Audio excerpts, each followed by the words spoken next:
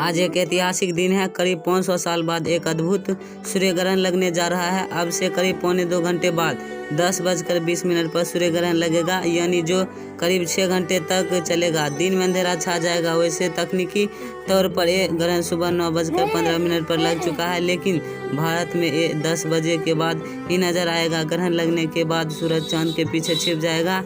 ये सूर्य ग्रहण कुछ वक्त तक आंशिक और कुछ समय के लिए पूर्ण सूर्य ग्रहण भारत में दिल्ली, मुंबई, चेन्नई और कानपुर समेत कई शहरों में लोग इस सूर्य ग्रहण को देख सकेंगे।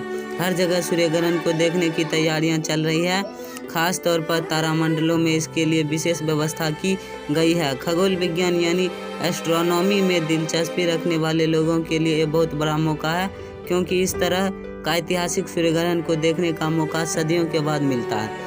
देश के कुछ हिस्सों में आज वलयाकार सूर्य ग्रहण दिखाई देगा। इसमें सूर्य की अग्नि वलय की तरह दिखेगा।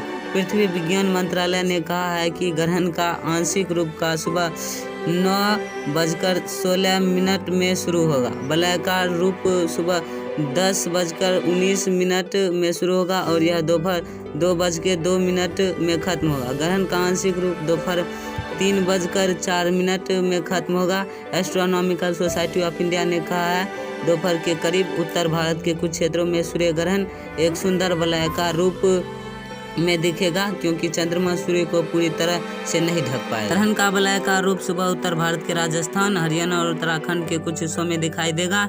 इन राज्यों के भीतर में भी कुछ प्रमुख स्थान हैं जहां से स्पष्ट पूर्ण ग्रहण दिखेगा, जिनमें देहरादून, कुरुक्षेत्र, चमोली, जोशीमठ, सिरसा, सूरतगढ़ शामिल है।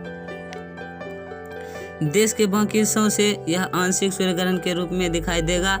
यह Congo, Sudan, Ethiopia, Yemen, Saudi Arab, Oman, Pakistan और चीन से भी होकर गुजरेगा। दिल्ली में नेहरू तारामंडल की निदेशक एन रत्नाश्री ने कहा कि अगला वलयाकार ग्रहण दिसंबर 2020 में पड़ेगा, जो दक्षिण अमेरिका से देखा जाएगा।